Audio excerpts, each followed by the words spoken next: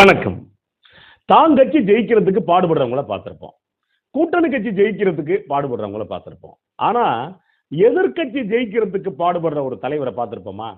இந்த தலைமுறையில, அதுவும் இந்த தேர்தல்ல பார்க்கிறோம். யார் அப்படின்னா, எடப்பாடி பழனிசாமி தான் திமுகவை எப்படியாவது ஜெயிக்க வச்சு, மறுபடியும் மு.க. ஸ்டாலின முதலமைச்சர் ஆக்கிறணும் அப்படின்ட்டு ரொம்ப தீவிரமா வேலை பார்த்துக்கிட்டு இருக்காரு. இப்படி நான் சொல்றப்போ ஒரு சில பேர் சொல்லலாம், "ஏங்க இதெல்லாம் சாத்தியமாங்க. ஏன் இப்படி சொல்றீங்க?" அப்படின்னு நீங்க கேட்கலாம். இன்னைக்கான செய்திய பார்க்கிறவங்களுக்கு தெரியும். முன்னாள் முதலமைச்சர் பன்னீர்செல்வம் திமுகவுல இணைஞ்சிட்டாரு அப்படிங்கிற ஒரு செய்தி. அதுலயும் குறிப்பா அவர் இணைஞ்சதுல என்னங்க பெரிய பிரச்சனை? பொதுவா திமுகவுல இருந்து அதிமுகவுக்கும், அதிமுகவுல இருந்து திமுகவுக்கும் கடந்த 30 ஆண்டுகளா அந்த வருகை, சேர்க்கை, கழித்தல், நீக்கம்லாம் நடந்துகிட்டு தானே இருக்கு. இதை என்ன நீங்க பெருசா பார்க்குறீங்க? அப்படின்னு ஒரு சில பேர் கேட்கலாம். எத்தனையோ அமைச்சர்களா இருந்தவங்க மாறி இருப்பாங்க, எம்எல்ஏக்களா இருந்தவங்க மாறி இருப்பாங்க, கட்சி பொறுப்புல இருந்தவங்க மாறி இருப்பாங்க. ஆனா 3 முறை முதலமைச்சரா இருந்தவர். அப்படிப்பட்ட பன்னீர்செல்வம் அங்க போகணும்னு என்ன அவசியம் இருக்கு? அப்படின்னா, அதாவது துரத்தப்பட்டிருக்கார் அப்படின்னு தான் நம்ம சொல்லணும். ஏன் அப்படின்னா, ஒரு அரசியல்வாதியா இருந்தவங்க எத்தனை வயசா இருந்தாலும் அரசியலை விட்டு வெளியில போய் ஓய்வு எடுக்கிறேன் அப்படின்லாம் சொல்லவே முடியாது. ஏன் அப்படின்னா, அது ஒரு வகையான போதை. அதுக்குள்ள இருந்து மக்களை பார்த்தவங்க, இன்னொன்னு பதவி சுகத்தை அனுபவிச்சவங்க, வண்டியில போனவங்க, சைரன் வச்ச வண்டியில போனவங்க, இன்னொன்னு அவங்களுக்கு சொல்றத கேட்கறதுக்கு அவ்வளவு பேர் இருக்கக்கூடிய இந்த இடத்துல நீங்க போய் ஓய்வு எடுங்க அப்படின்னு சொல்ல முடியாது. ஓய்வு எடுக்கிற அளவுக்கு அவருக்கு என்ன வயசு அப்படின்னா, எடப்பாடி பழனிசாமிக்கு பன்னீர்செல்வத்துக்கு ஏறத்தாழ ஒரே வயசு தான். ஒரு கட்சி வளர்ச்சி அப்படிங்கிறது எப்படிப்பட்ட வளர்ச்சி இருக்குன்னா, யார் யாரெல்லாம் தேவையான ஆட்களை கட்சிக்குள்ள தூக்கி போடுறது தான் ஒரு கட்சி ஒரு ராஜதந்திரத்துக்கான கெட்டிக்காரத்தனம். அத கலைஞர் ரொம்ப அழகா செய்வார். அதை இப்ப மு.க. ஸ்டாலின் ரொம்ப தெளிவா செஞ்சுக்கிட்டு இருக்காரு. ஆனா எடப்பாடி பழனிசாமி என்ன பண்றாரு அப்படின்னா, கட்சியை விட்டு ஒவ்வொரு ஆளா நீக்கினார். ஒரு பக்கம் சசிகலாவை நீக்கினாரு, பன்னீர்செல்வத்தை நீக்கினாரு, டிடிவி தினகரனை நீக்கினாரு. இப்ப டிடிவி தினகரன் மட்டும்தான் அங்க லேசா ஒட்டிக்கிட்டு இருக்காரு. அவர் கூட கூட்டணிக்குள்ள தான் இருக்காரு தவிர அதிமுகவுல கிடையாது.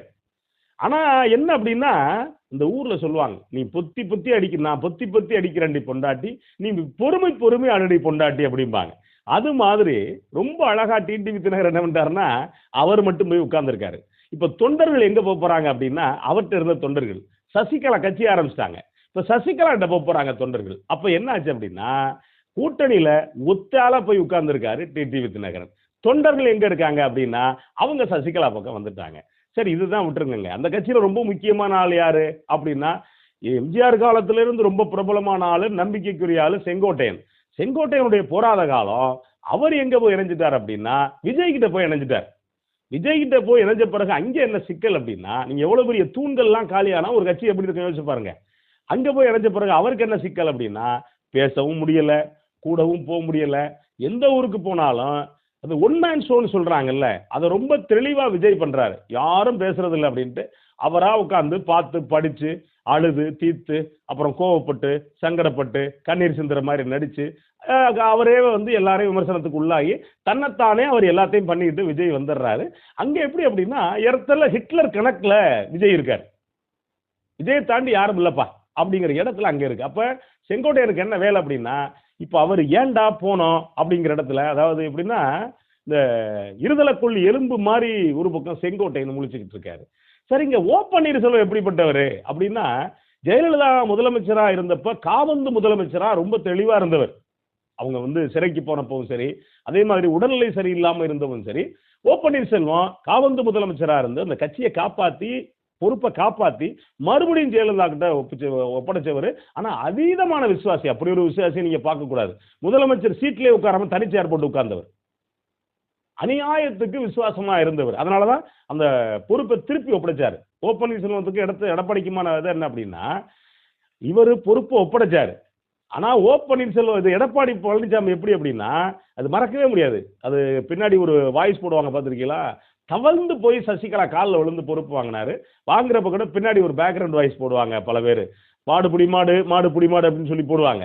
அந்த அளவுக்கு எல்லாருக்கும் தெரியுது. இன்னைக்கு பிறந்த நடக்கிற பிள்ளைக்கு கூட இந்த வீடியோ இப்போ வரைக்கும் எல்லாருக்கும் இருக்குன்னு வச்சுக்கோங்களேன்.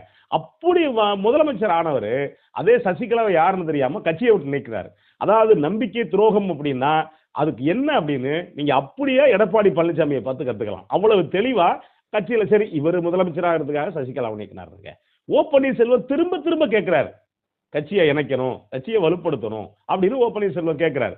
கேட்கிறப்ப கடைசி வரைக்கும் வாயே திறக்கவே இல்லை.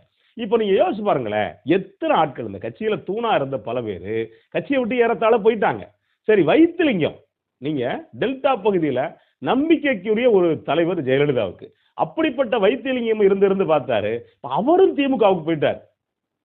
இப்ப திமுகவுடைய கரத்தை வலுப்படுத்துறதுக்கு எடப்பாடி பழனிசாமி எவ்வளவு வேலை பார்க்கிறாரு பாருங்க. எப்படியாவது இந்த முறையை ஸ்டாலினை ஜெயிக்க வைப்போம், விடப்படாது அப்படிங்கிற வகையில கோதாவுல இறங்கி இருக்காரு.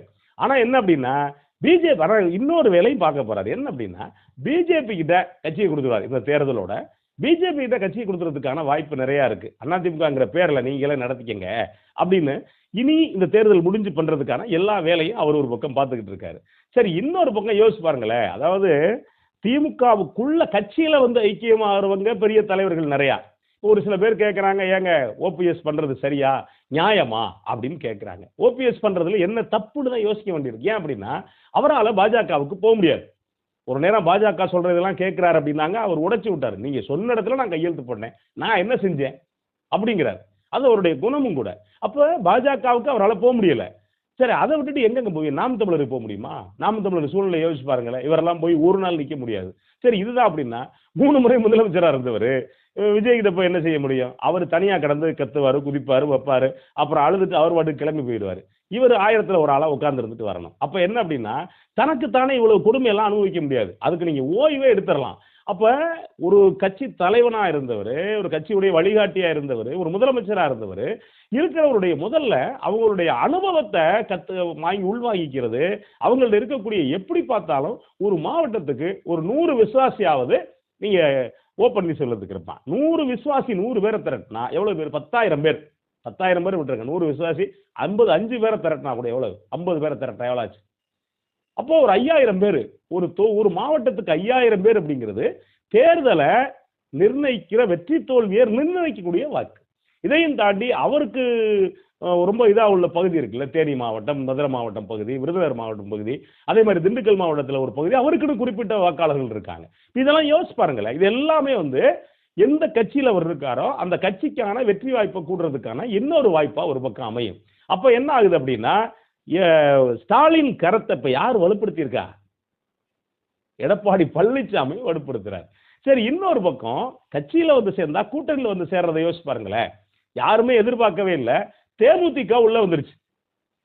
அது வரைக்கும் பேசாம இருந்த பாஜக, அதிமுக புய்ய முறையான கத்துனாங்க. அந்த அதை பத்தி கவலையே படலை, பார்த்துக்கலாம் அப்படின்ட்டு அந்த உள்ள வந்துட்டாங்க.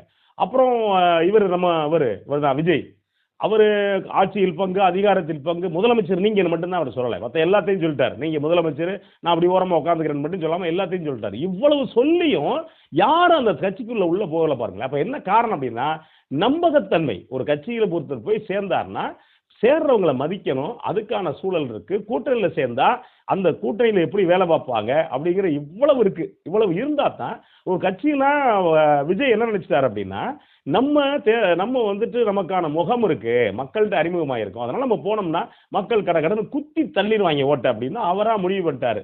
பச்சக்கு பச்சக்கு பச்சக்கு பச்சக்கு அப்படியெல்லாம் பச்சக்கு பச்சக்கெல்லாம் குத்த மாட்டாங்க, குத்துறதுக்கெல்லாம் அமுக்குறது தான். அப்ப என்ன ஆகுது அப்படின்னா, அவர்கிட்டையும் போறதுக்கான ஒரு நம்பிக்கை இல்லை. இன்னொரு பக்கம் பாஜக இருக்கிறதுனால பல பேர் அதிமுகவுக்கு போறதுக்கே அலறான். ஒருவேளை போனாலும் இவரு சேர்த்துக்கிற தயாரா இல்லை. யாரு? எடப்பாடி பழனிசாமி சேர்த்துக்கிற தயாரா இல்லை. இது என்ன அப்படின்னா, ரொம்ப தெளிவா அழகா பண்றாருங்க. என்ன அப்படின்னா, எல்லாரும் நீங்க போங்கப்பா, நான் இங்க இருந்துக்கிறேன், இருந்த வயசான காலத்துல என்ன செய்ய போறேன், நாங்க தனியா உட்கார்ந்துக்கிறேன், பாஜக இருக்கு, வாய்ப்பு இருந்தா கட்சி அங்க ஏதாவது கொடுத்துக்கிட்டு நான் பண்ணிக்கிறேன், நீங்க எல்லாம் போய் பொழைச்சுக்குங்க, திமுகவுக்கு போங்க, திமுக ஸ்டாலின் கரத்தை வலுப்படுத்துங்க அப்படிங்கிற வகையில அவர் சொன்ன உடனே எல்லாரும் வந்துட்டாங்க. இப்ப நம்ம அப்படித்தான் எடுத்துக்கினது. இப்ப மிச்சம் இருக்கிறது யாரு அப்படின்னா, எடப்பாடி பழனிசாமி ஒரு ஆள் தான் இருக்காரு.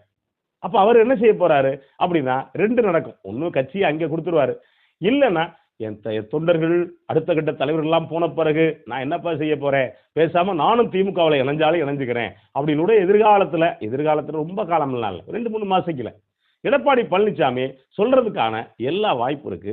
ஒரு கட்சி தலைவரா இருந்து ஒரு கட்சியை எப்படி நடத்தக்கூடாது அப்படிங்கிறது எடப்பாடி பழனிசாமியை பார்த்தான் தெரிஞ்சுக்கணும். அவர் எல்லாம் ஒரு சில பேர் நீங்க இலக்கியம் தெரியல, வேற விஞ்ஞானம் தெரியலன்னா கூட ஒரு அரசியல் தெரியும், அனுபவசாலி அப்படின்னு சொல்லி ஒரு காலத்துல சொன்னாங்க. இப்ப என்ன அப்படின்னா, பதவி பயம். யார் வந்தாலும் நம்ம சீட்டை பறிச்சுக்குவாங்களோ, யார் வந்தாலும் நம்மளை குப்புற தள்ளிடுவாங்களோ, ஏன்னா இவரே தவழ்ந்து போனவர் தான். அப்படிங்கிற பயத்துல ஒவ்வொரு ஆளா திமுகவுக்கு அனுப்பிக்கிட்டு இருக்க ரொம்ப அழகான வேலையை செய்கிறாரு எடப்பாடி பழனிசாமி. இவருடைய உண்மையிலே நமக்கு அந்த ஆன்மா மேல நம்பிக்கை இல்லை.